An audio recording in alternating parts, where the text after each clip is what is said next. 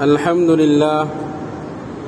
لله وكفى وسلام على عباده الذين اصطفى أما بعد. قال الله تبارك وتعالى في القرآن المجيد: أعوذ بالله من الشيطان الرجيم. بسم الله الرحمن الرحيم. علمت نفس ما أحضرت. وقال النبي صلى الله عليه وسلم: إياكم والحسد فإن الحسد يأكل الحسنات كما تأكل النار والحطب. اللہ رب العزت نے جس طریقے سے ہمارے ظاہری اعمال میں سے کچھ اعمال فرض قرار دیے ہیں، کچھ احکام واجب ہیں، کچھ نفل ہیں، کچھ مستحب ہیں، اسی طریقے سے ہمارے گناہ میں سے بھی بعض گناہ ایسے ہیں جن سے بچنا ہر حال میں ضروری اور فرض ہے. انہی باطنی گناہ میں سے، انہی باطنی اعمال میں سے ایک مرض ہے حسد کا، جلنے کا، دوسری کی نعمت اور دوسروں کی خوشحالی پر جلنا اور حسد کرنا. ایک باطنی گناہ ہے جس کا تعلق اندرون سے ہے، دل سے ہے. حسد کا تعلق ظاہر سے نہیں ہے بلکہ حسد کا تعلق باطن سے ہے، اور یہ باطنی گناہ ہے، بہت بڑا گناہ ہے. اگر ہم معاشرے پر نگاہ دوڑائیں اور اپنے دلوں کے معاملات کو دیکھیں تو یہ واضح طور سے سامنے آئے گی یہ بات کہ حسد کا جو معاملہ ہے اس کا تناسب بہت زیادہ بڑھا ہوا ہے. انسان اس مرض کا بہت زیادہ شکار ہے، حسد اور جلن کا. معاشرے کے اندر یہ مرض کثرت کے ساتھ پایا جا رہا ہے کہ آدمی حسد کے اندر مبتلا ہے. حسد کس کو کہتے ہیں، اس کے اسباب کیا ہوتے ہیں، اس سے بچنے کا طریقہ کیا ہوتا ہے، اس متعلق آپ کے سامنے تھوڑی سی بات کرنی. حسد کہتے ہیں کہ دوسروں کی خوشحالی پر اور دوسروں کی نعمت پر جلنا، اور یہ تمنا کرنا اور یہ آرزو کرنا، یہ خواہش کرنا کہ فلاں کو یہ جو نعمت ملی ہوئی ہے، فلاں کو یہ جو خوشحالی میسر آئی ہے، کسی طریقے سے اس کے پاس سے یہ نعمت چھن جائے، یہ خوشحالی ختم ہو جائے، اور یہ موسم بہار موسم خزاں میں تبدیل ہو جائے، آبادیت ویرانیت میں تبدیل ہو جائے. جو آباد ہے، شاد ہے، کسی طریقے سے ویران ہو جائے. یہ حسد کی حقیقت ہے.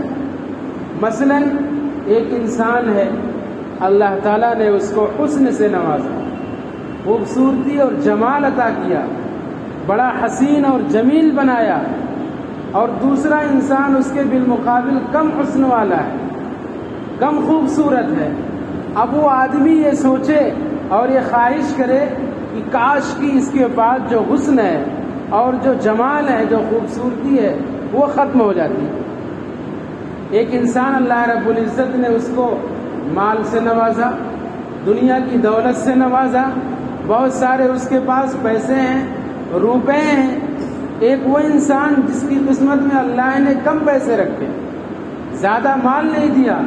اب وہ انسان یہ خواہش کرنے لگے اور یہ تمنا کرنے لگے اور رات دن اسی فکر کے اندر پڑا رہے کہ کس طریقے سے اس مالدار آدمی کے پاس سے مال اور دولت ختم ہو جائے.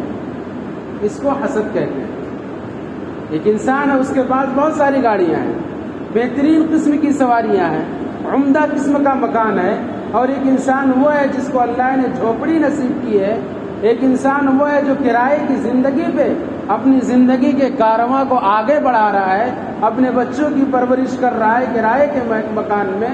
اب یہ سوچے کہ فلاں آدمی مالدار ہے، اس کے پاس بہترین گاڑیاں ہیں، بہترین سہولت بڑے مکانات ہیں، کس طریقے سے اس کے پاس سے یہ نعمت چھنے اور وہ آدمی روڈ پہ آ جائے، کنگال ہو جائے، اس آدمی کے پاس سب کچھ ختم ہو جائے، کچھ بھی باقی نہ رہے. اس کو کہتے ہیں حسد، جس کا شکار ہم اور آپ اس معاشرے کے اندر موجود ہیں، اور ہم اور آپ اس بیماری کے اندر مبتلا ہیں، اور کثرت سے یہ مرض پایا جاتا ہے. اللہ رب العزت نے دنیا بنایا، کائنات کو بنایا، سنسار وجود میں لایا، انسانوں کی پیدائش کی، جنات کی تخلیق فرمائی. اللہ رب العزت نے انسان کی ضروریات کے مطابق فیصلے کیے. اللہ نے اپنی حکمت اور مصلحت سے ہر انسان کا مقدر جداگانہ بنایا، ہر انسان کی تقدیر مختلف بنائی، ہر انسان، تمام انسانوں کی قسمت اللہ رب العزت نے ایک نہیں بنائی ہے، مختلف بنائی ہے. اللہ رب العزت نے کسی کی قسمت میں بہترین حسن دیا. حضرت یوسف علیہ السلام، حدیث میں آتا ہے، آپ صلی اللہ علیہ وسلم نے معراج کی رات حضرت یوسف علیہ السلام سے جب ملاقات کی اور آپ کو بڑا حسین پایا تو پیارے آقا صلی اللہ علیہ وسلم فرماتے ہیں کہ حضرت یوسف علیہ السلام کو اللہ نے اتنا حسن دیا ہے کہ پورا حسن ایک طرف کر لیا جائے، آدھا حسن اللہ تعالیٰ نے حضرت یوسف علیہ السلام کو عنایت کیا، اور آدھے حسن کے اندر پوری دنیا ہے. کتنے خوبصورت ہوں گے حضرت یوسف علیہ السلام کی 50% حسن اور جمال اللہ تعالیٰ نے صرف اور صرف حضرت یوسف علیہ السلام کو عطا کیا، اور 50% کے اندر اللہ تعالیٰ نے پوری دنیا کے اندر پھیلایا اس حسن کو. کتنے خوبصورت ہوں گے حضرت یوسف علیہ السلام. تو اللہ تعالیٰ نے ہر انسان کی قسمت الگ الگ بنائی ہے، ہر انسان کی شکل اور صورت اللہ نے مختلف بنائی ہے، ہر انسان کی تقدیر اللہ نے الگ بنائی ہے.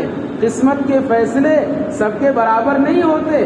ایک انسان ایسا ہے جس کے پاس زیادہ حسن ہے، ایک انسان ایسا ہے جس کی قسمت میں اللہ نے کم حسن رکھا ہے. حضرت بلال حبشی رضی اللہ تعالیٰ عنہ کالے، اور لوگ تانا دیتے تھے، طنز کستے تھے، لیکن مقام کتنا اونچا اللہ تعالیٰ نے ان کو عنایت فرمایا کہ مسجد رسول کے مؤذن کہلائے. آپ صلی اللہ علیہ وسلم کے آگے آگے جنت میں چل رہے ہیں. میرے معزز سامعین، ہر انسان کی تقدیر الگ ہے، ہر انسان کی قسمت الگ ہے. اللہ رب العزت نے کسی کو جمیل بنایا، کسی کو کالا بنایا، کسی کو گورا بنایا، کسی کو مالداری عطا کی، کسی کو غربت اور افلاس کے اندر رکھا. دنیا کا سب سے بڑا شہنشاہ پیٹ پہ پتھر بدھ رہے ہیں، فاقے پہ فاقے ہو رہے ہیں. مہینوں آپ صلی اللہ علیہ وسلم کے گھر میں چولہے نہیں جل رہے ہیں، اور قیصر و کسریٰ کے خزانے سونے اور چاندی سے معمور ہیں، سونے اور چاندی سے بھرے ہوئے ہیں. یہ مقدر ہے. اب انسان یہ سوچے، اللہ رب العزت نے میری قسمت میں 10 روپے لکھے ہیں، ایک انسان کی قسمت میں 10 لاکھ روپے لکھے ہیں. اب میں یہ سوچوں کہ کس طریقے سے وہ نعمت اس کے پاس سے چھن جائے، ختم ہو جائے، اور وہ آدمی روڈ پہ آ جائے، تو ظاہر سی بات ہے کہ میں اللہ کے فیصلے کو چیلنج کر رہا ہوں، اللہ کی تقدیر سے مقابلہ کر رہا ہوں. اللہ رب العزت نے جو فیصلہ کیا ہے اس کو چیلنج کر رہا ہوں. اس کا مطلب یہ ہوا کہ اللہ رب العزت ہم سے مشورہ کرے، اللہ رب العزت ہم سے پوچھے کہ کس کو کیا دینا ہے. بھئی حسد آدمی کیوں کر رہا ہے؟ کیسے وہ یہ تمنا کر رہا ہے کہ فلاں کے پاس سے نعمت ختم ہو جائے، اور فلاں آدمی کنگال ہو جائے، اور فلاں آدمی غریب ہو جائے، اس کے پاس سے ساری دولت ختم ہو جائے، وہ اللہ نے اس کو صحت دی ہے تو بیماری میں تبدیل ہو جائے، کس طریقے سے اس کے پاس سے خوشحالی کا زوال آ جائے. اس کا مطلب یہ ہوا کہ اللہ رب العزت ہم سے مشورہ کرتے، ہم سے پوچھتے، ہم سے رائے لیتے کہ یہ بتاؤ کہ کس کو کتنا دینا ہے، کس کو کتنے پیسے دینے ہیں، کتنی روپے دینے ہیں، کس کو کیسا بنانا ہے. اس لیے کہتے ہیں کہ حاسد ہمیشہ پریشان رہتا ہے، ہمیشہ رنج و تکلیف کے اندر مبتلا رہتا ہے، ہمیشہ غم میں رہتا ہے. وہ 24 گھنٹے اسی فکر میں رہتا ہے کہ کس طریقے سے ان کے پاس یہ نعمت ختم ہو، کس طریقے سے ان کے پاس یہ علم کی دولت ختم ہو. اللہ رب العزت نے تقدیر بنائی، اللہ نے قسمت بنائی. انسان یہ چاہ رہا ہے کہ اس کے پاس سے نعمت ختم ہو جائے، اللہ کے فیصلے کو بدلنا چاہ رہا ہے، اللہ اپنے بندے کو نوازنا چاہ رہا ہے، اور یہ حاسد اور جلنے والا انسان یہ تمنا اور یہ آرزو کر رہا ہے کہ وہ اللہ نے جو اس کی قسمت میں جو فیصلہ دیا اس کو ختم ہو جائے۔ کیسے ہو سکتا ہے؟ یقیناً نہیں ہو سکتا۔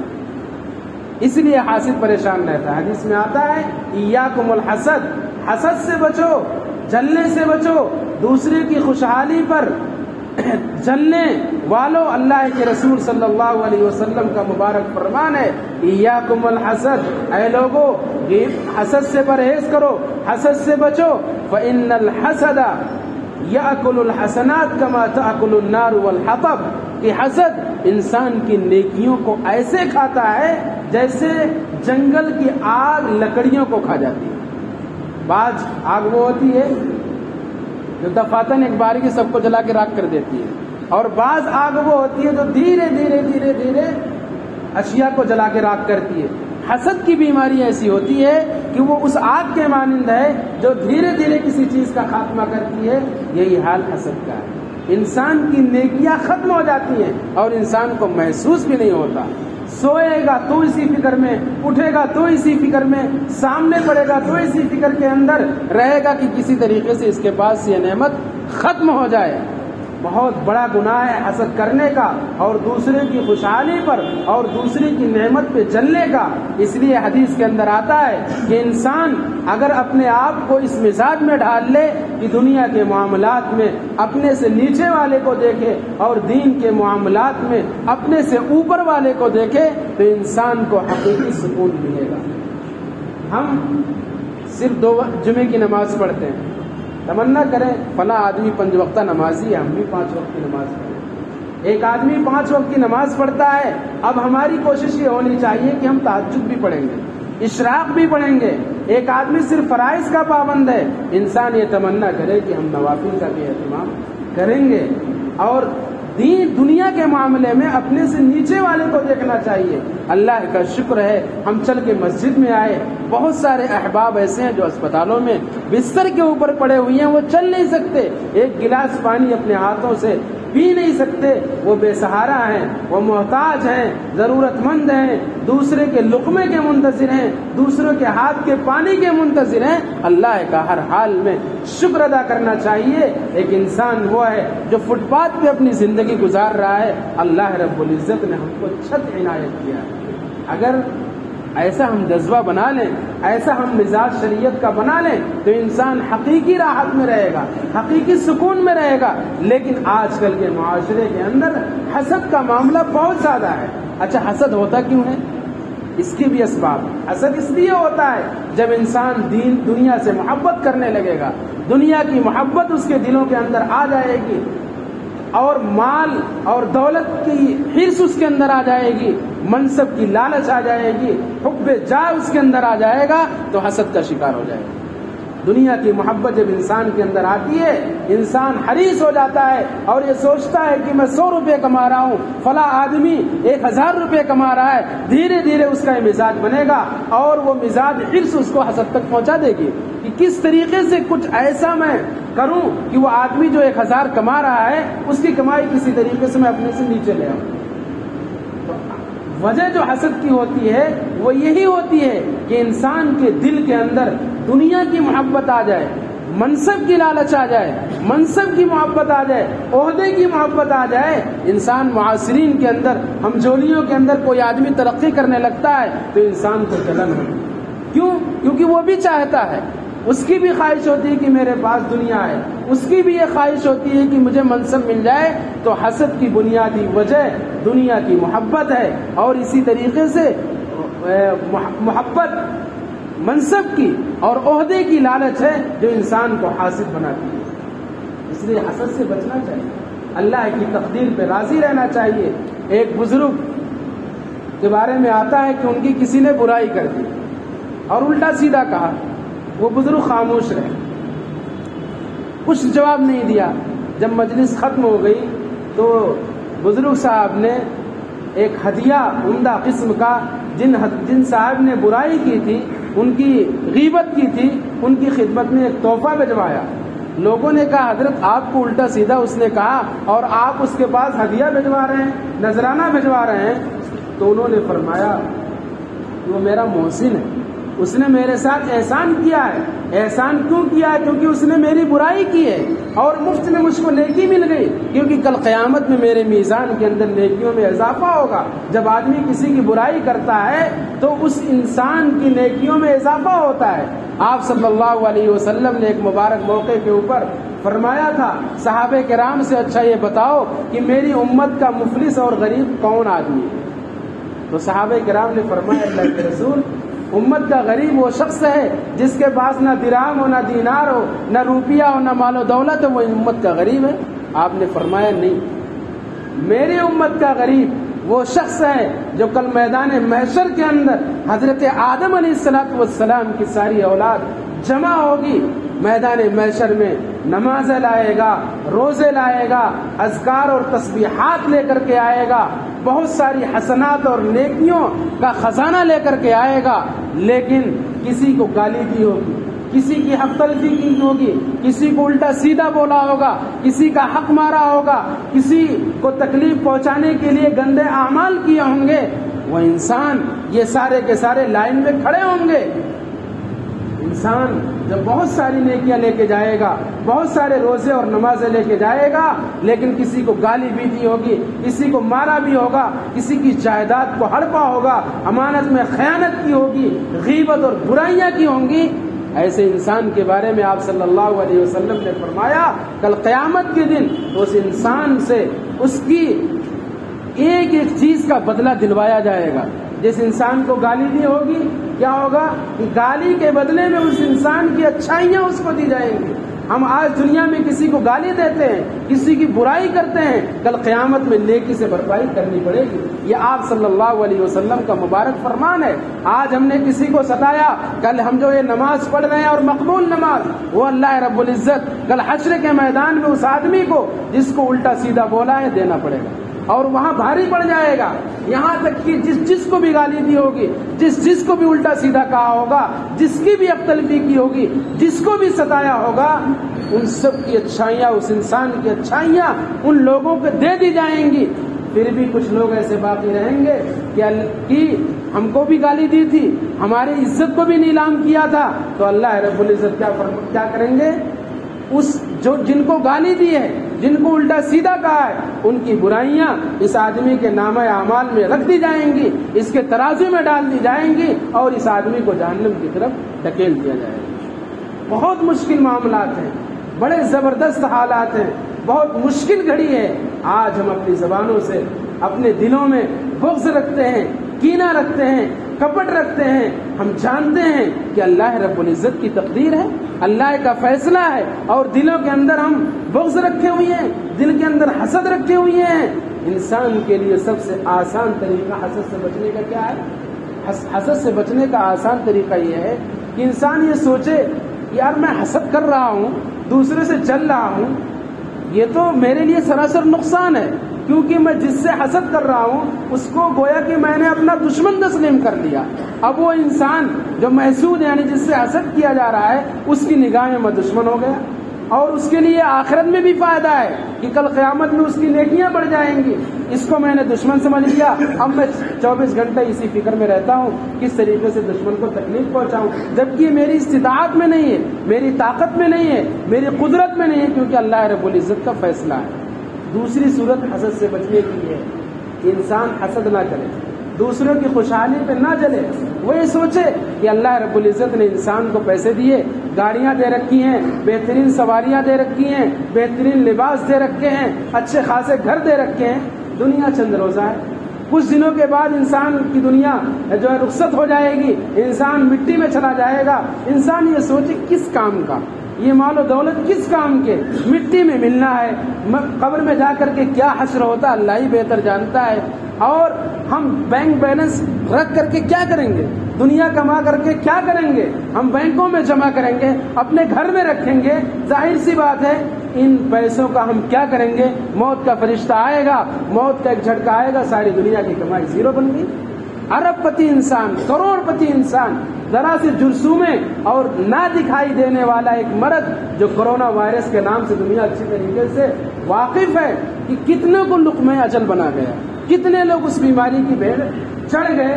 اسباب اگرچہ دوسرے بھی ہوئے ہوں لیکن بظاہر اس طریقے کے معاملات آئے۔ انسان خوب پیسے کماتا ہے، دھوکے دیتا ہے، رشوت لیتا ہے، دیتا ہے، انسان کو ستاتا ہے، آخر کار ایک دن دنیا کا سفر ختم ہوتا ہے اور دنیا کی ساری کمائی زیرو بن گئی۔ کس کام کا ایسا پیسہ؟ حسد کیا، جلن کیا، دوسروں کی خوشحالی پہ جلا، دوسروں کو ستایا، دوسروں کو تکلیفیں دی، پیسے کی خاطر، دنیا کی خاطر ایک دن اس کی آنکھ بند ہو گئی اور سب کچھ ختم ہو گیا۔ اگر انسان یہ سوچے تو حسد نہیں کرے۔ حسد بہت بڑا گناہ ہے۔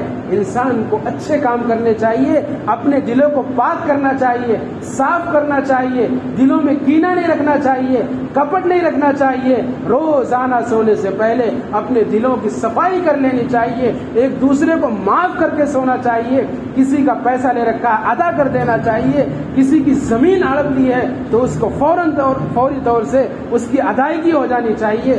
حضرت عمرو بن عاص رضی اللہ تعالیٰ عنہ ایک مبارک صحابی ہیں، وہ فرماتے ہیں کہ میں اللہ کے رسول صلی اللہ علیہ وسلم کی مجلس میں موجود تھا، مسجد نبوی کے اندر۔ آپ صلی اللہ علیہ وسلم نے فرمایا جماعت سے کہ ایسا ہے یہ جو آدمی ابھی مسجد کے اندر داخل ہوگا وہ جنتی ہے۔ تمام صحابہ کرام کی نگاہیں اس آدمی کے اوپر مرکوز ہو گئی، سب کی توجہات اس آدمی کے اوپر لگ گئی۔ آپ نے فرمایا کہ یہ جو آدمی ابھی مسجد میں آئے گا اس آدمی کو دنیا میں بشارت دی جا رہی ہے جنت کی۔ اتنے میں ایک آدمی آئے جن کے بارے میں آپ نے فرمایا کہ یہ آدمی جنتی ہے، اور آ کر کے بیٹھ گئے۔ مجلس ختم ہو گئی، اس آدمی کے اندر مجھے کچھ نظر نہیں آیا۔